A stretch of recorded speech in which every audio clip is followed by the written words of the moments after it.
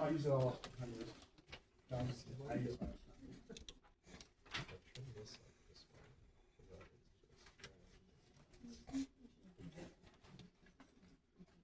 Oh, no, it just has scissors.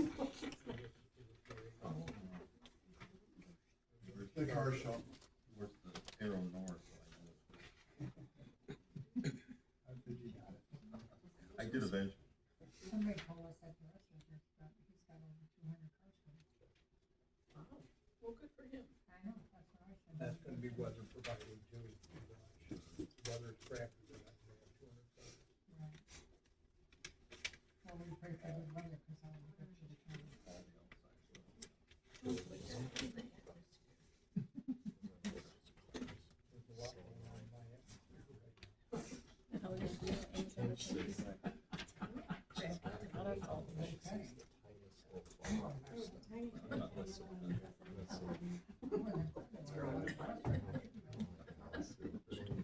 All right, let's call this meeting to order. Roll call. Laura Krusch, Lord Steger. Here. Sharon Greenlee. Here. Larry Stolz. I didn't say it. Chief Bluth.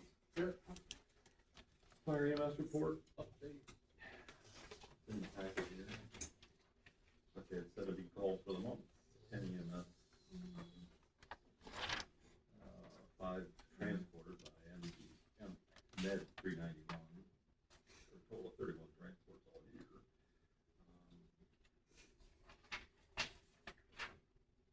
But we have 34 active members. Any questions on that?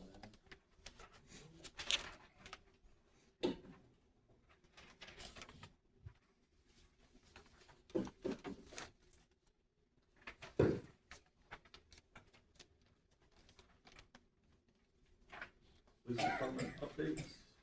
Everybody should have a copy in front of them. I'll go over it real quick.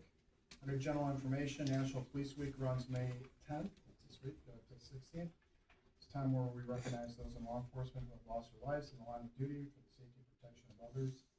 The PD is preparing for the upcoming Wrench Life Car Show, which we were just talking about, which will take place downtown from May 31st from 8 a.m. to 3 p.m.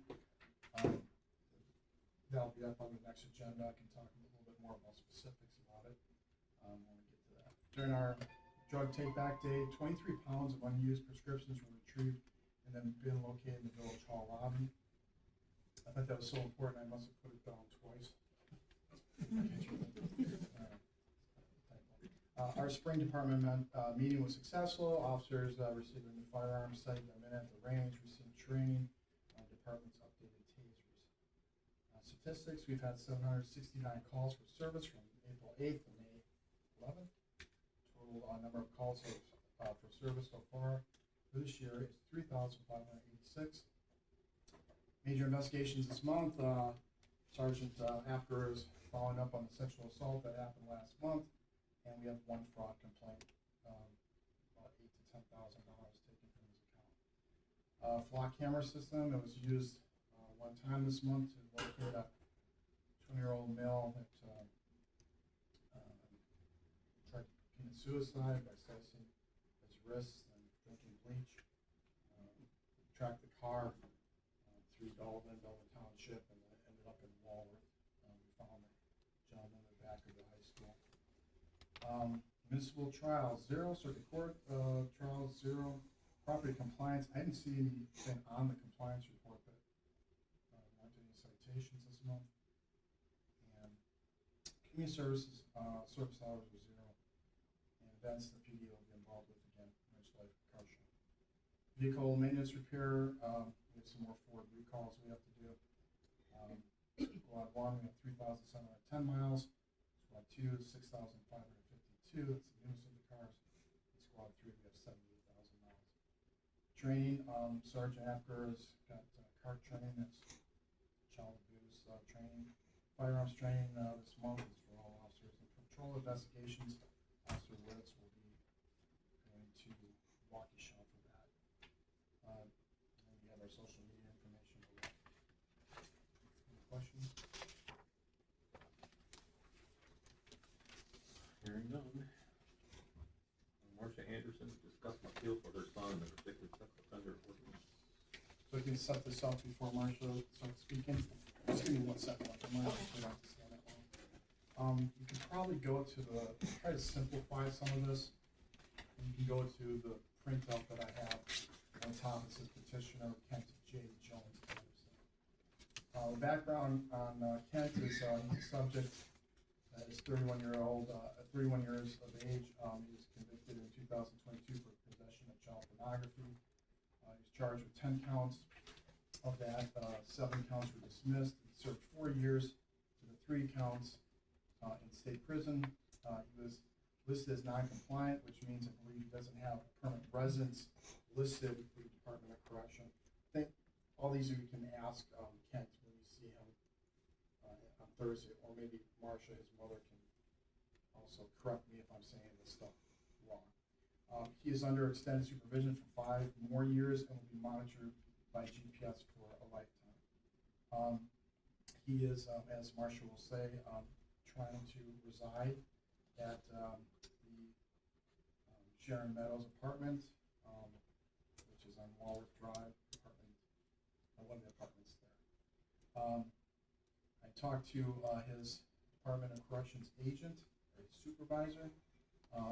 She couldn't give me much information because I think they have restrictions on what they can say, but confirmed all the information that I just said to you above that on the paper is correct and factual. My suggestion to the committee is that we do not allow Mr. Jones Anderson to reside at the Sharon Meadows apartment complex. Nothing against him, but it violates the village ordinance 26-125, and that village ordinance states that the residency cannot be within 2,000 feet of safe zones. You can see I listed a couple examples using Google Maps, which I think is very accurate. That apartment to the Sharon Grade School would be 939 feet. Apartment to the library is approximately 1,087 feet.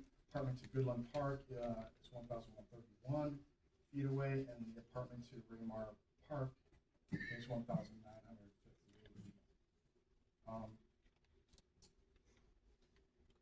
The stuff that continues on that paper, we should talk at the next agenda item, because that talks a little bit about domicile.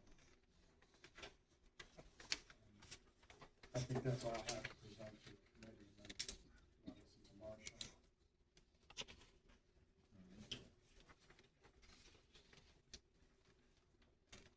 I apologize, my son's not here, he had to work. He was released April 21st. That was a Tuesday. He was offered a full-time employment at Hardee's Lowe's in Elkhorn, and then he's working today. Thank you for listening to my plea. My name is Marcia Anderson. I've lived in Sharon for almost 20 years. I graduated from Big One High School. I love the town, the people, restaurants, stores. Dr. Wood put down 2 of my pets while living in Sheridan. I lived in Prairie Landing with my sons, Zachary and Kent, and my ex-husband. After my divorce in 2019, my youngest son, Kent, would come to my apartment, help me with laundry, dishes, walking my dog. I've had 6 back surgeries. I live in pain every day. I am on Social Security disability. I had a rollover car accident in 2020. I currently suffer from chronic migraines, anywhere from 20 to 30 a month. That can last days on end. After my surgeries, my son would hold me, go to the bathroom, bathe, cook food for me, whatever needed to be done. My oldest son lives in Palmyra with his own family. My ex-husband has a new wife and 2 stepchildren that are under the age of 10. I am the only one that has available room. I suffer from panic attacks, anxiety, PTSD from my ex-husband. He was a very angry man. Hence the divorce. About a year ago, both of my ears started ringing, and they have yet to stop. I've seen specialists, I've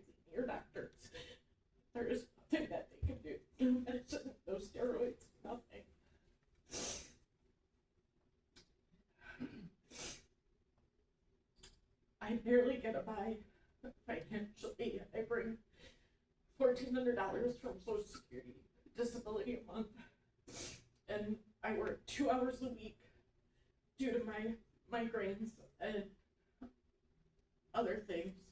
I bring about $3,500 home a week. I'm behind on 2 months of my car payments due to me not being able to work. 2 credit cards. I'm currently on 5 medications for migraines, 2 depression meds, anxiety meds. With my son Kent being able to move in with me, he'd be able to be my caretaker, be able to go grocery shopping for me, take me to doctor's appointments. My doctor says that I'm very depressed. This winter, I was so depressed that I thought about ending my life due to my depression. I cry all day, living alone, financially struggling, and depression is very hard. With my back pain comes hip and leg pain. Sometimes my legs go numb. Having my son live with me would remove a list of my stress, remove a lot of my stress, depression, and with less stress, maybe less migraines. I'm asking you to allow my son to move in with me. I have a 6-month lease that is up the end of October. We are planning to move to either Delavan or Elkhorn. I have letters from my pain doctor that I have to see every 6 to 7 weeks to refill my pain pump. I have a letter from my migraine specialist from Milwaukee. If there's anything else I can tell you, please ask. I found out my son was molested at the age of 8 by one of my older son's friends when we lived in Clinton. It's no excuse.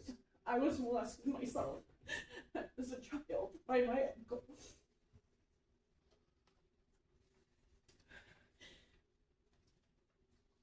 I'm just. Can I add, Sharon, I think you all received this, but if you didn't, I don't know if you have the packets, but, Mr. Anderson did fill out an appeal form officially. He passed his drug and physical test. He is studying to become a minister. He only has 2 more classes to finish. He worked the entire time he was in prison. He was a cook for the first 2 years, and then the last 2 years he was clean. He was an ideal cellmate, prisoner. He went in at almost 400 pounds. He now weighs 200 pounds. He is in the healthiest condition that he could be. So this is a temporary ask, is that what? That is correct. My lease is up October 31st of 2026. And it's at 236 Walrus Street. It's the gold building, the first one on the left off of 67.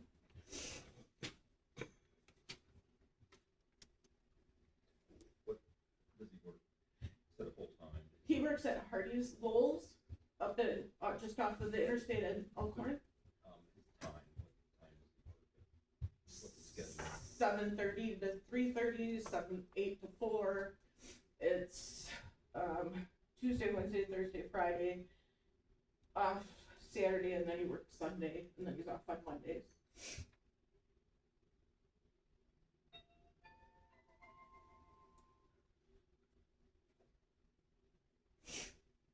I worked from home for almost 6 years. Over 6 years, I worked for Colony Brands. It's at home. I'm sure you've heard of Swiss Colony, Montgomery Wards. I work for the catalog company. I am a supervisor, email trained.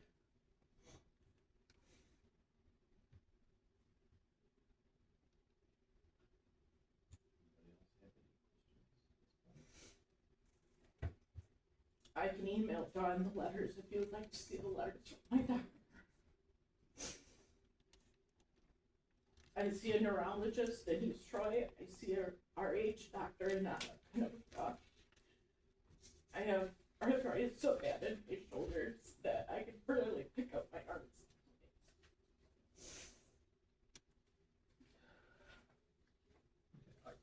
Personally, I think this obviously needs to go to the board, because everybody needs to hear, and also, I think we need to hear from Kent to consider this. Again, his absence is due to work, Right. So, and he will be here on Thursday.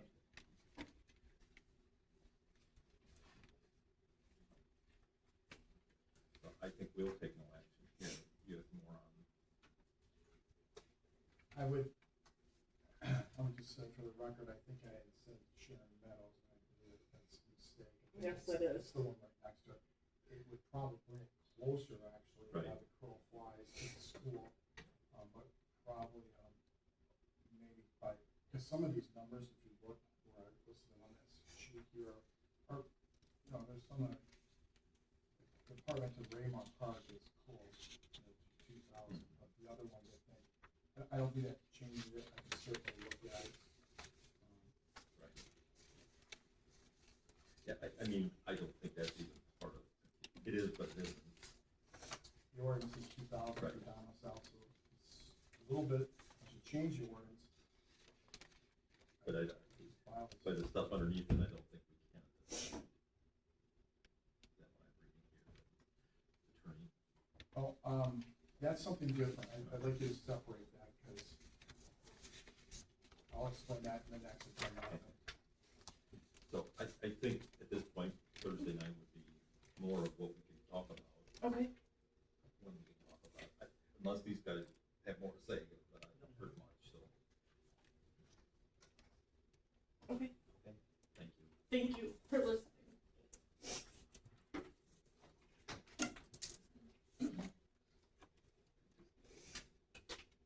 Again, I don't have a recommendation at this point.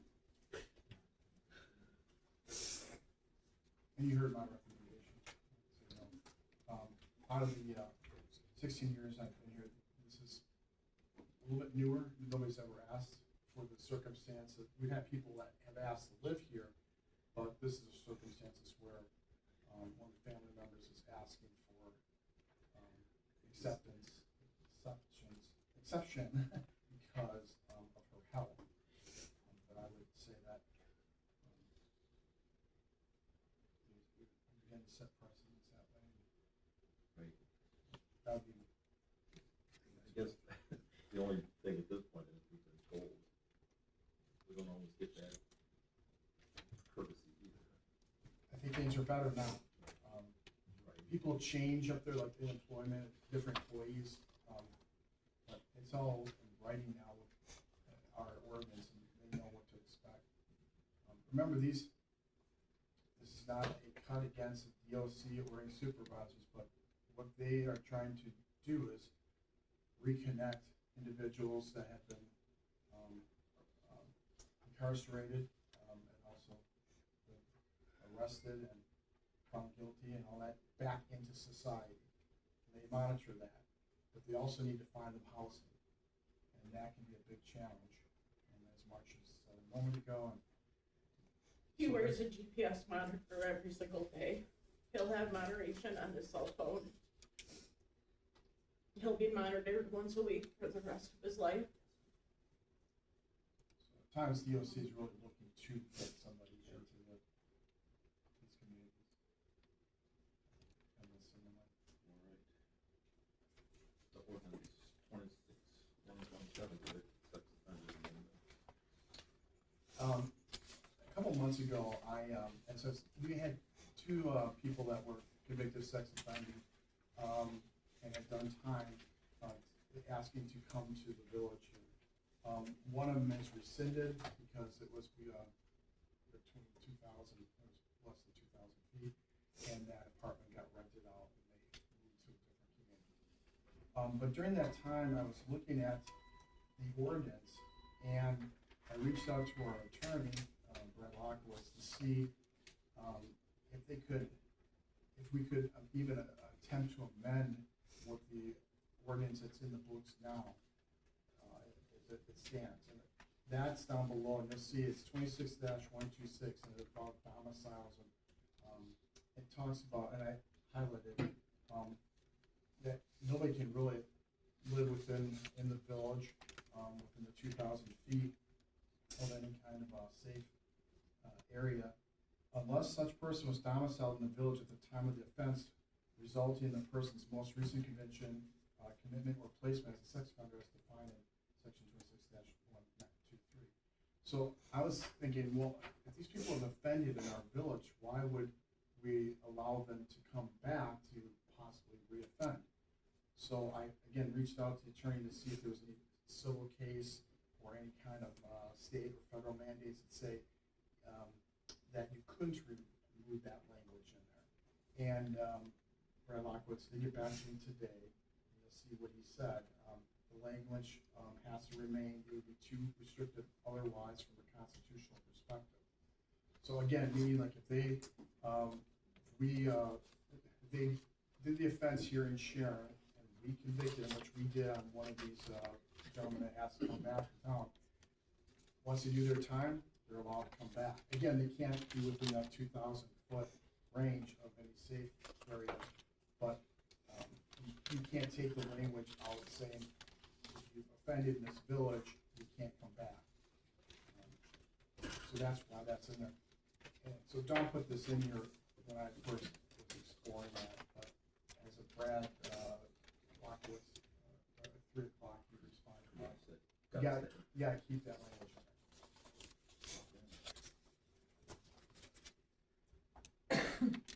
All right, car show pre-closes. It's kind of the normal, right? Yeah, if you look at the map, it's pretty much the same as Karen had said that he's predicting 200. He told me when I've had 2 or 3 meetings with him on this already. He thought that is, like I said before, it's all on weather, but it could be up to 250 cars. So because of that, I did reach out to the public highway department of the county to ask for at least one side of Martin to be used for parking. We would probably use the parking grass area, so the grass area by the railroad tracks for parking. I've asked for some digital signage that the county could give to us to help direct traffic and where people should park. The only difference between like 4th of July and Victorian Christmas and stuff is if you look, and I have to reach out to Robert, but he's on vacation right now. I think he comes back any day now. You'd ask him, he had originally told me that he wanted to have this monster truck event. Basically, I think just showing the truck, it's not racing up and down the road. I think it was a little bit farther than what he has here where it was Rice Street. I think he wants to have it over and maybe even use the old factory's parking lot. He's been in communication with that gentleman that owns that as well. So we may close that street off a little bit further to the west, near Prairie Street and Rice Street. But other than that, it's basically shutting it down right by the ice cream shop, and barricades right over here by the railroad, and putting it over by the post office as well.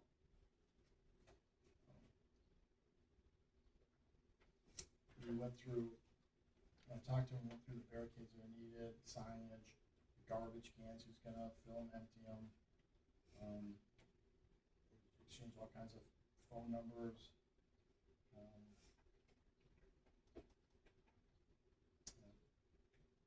That's mostly it. So he's already asked, I think a year ago, he gave you the insurance information, so he's bonded. I think it'll be a good thing for the community. You check that, make sure it's up to date.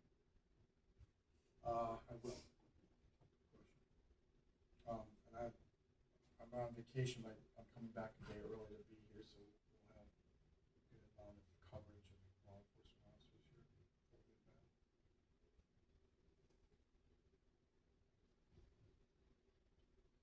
I think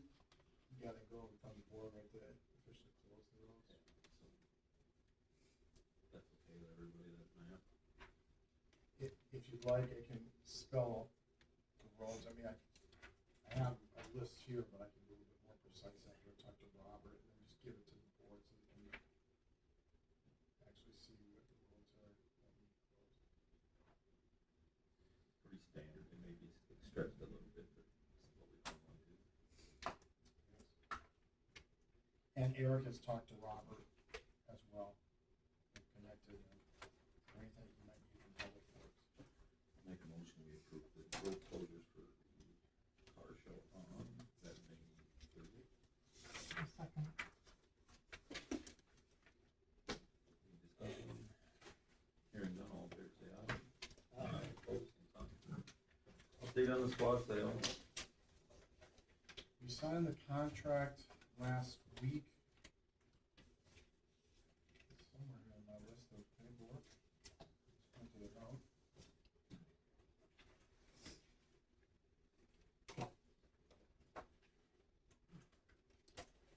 Show you to probably in about 10 seconds after we're done talking about it.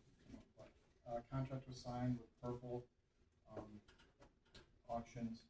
There's a gentleman that's gonna be coming out tomorrow to take pictures. We spent the last week and a half stripping all the contents of the old Squad 1. Light bars, push bars, electrical stuff, siren boxes. We're putting the seats in tomorrow, and it'll go on the auction. There's a couple different auctions we can do. I'll try to obviously take the earliest one, which I think is in the beginning of June. They list it for a period of 4 to 6 weeks. Sorry, 4 to 5 weeks. When it gets sold, person that purchases it, which we're hoping will be for about $6,000.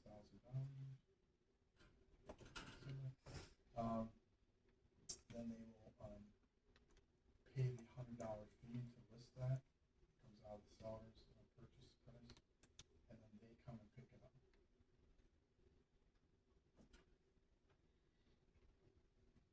It'll be off our hands. What? Then it'll be off our hands. We'll have to pay insurance on it. It just, we were doing it ourselves because we saved probably about $800. So having somebody else strip it off for us professionally. Took us a little bit longer because we're short-handed. All right. Code enforcement? Gave you these a while ago, and I didn't reprint them.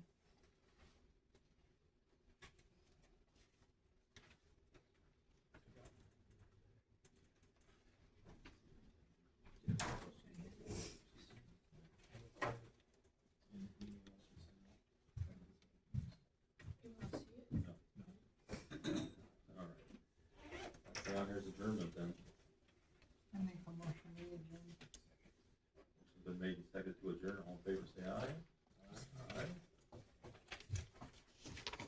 Did I cite somebody, the purple contract? Did we get through? I mean, I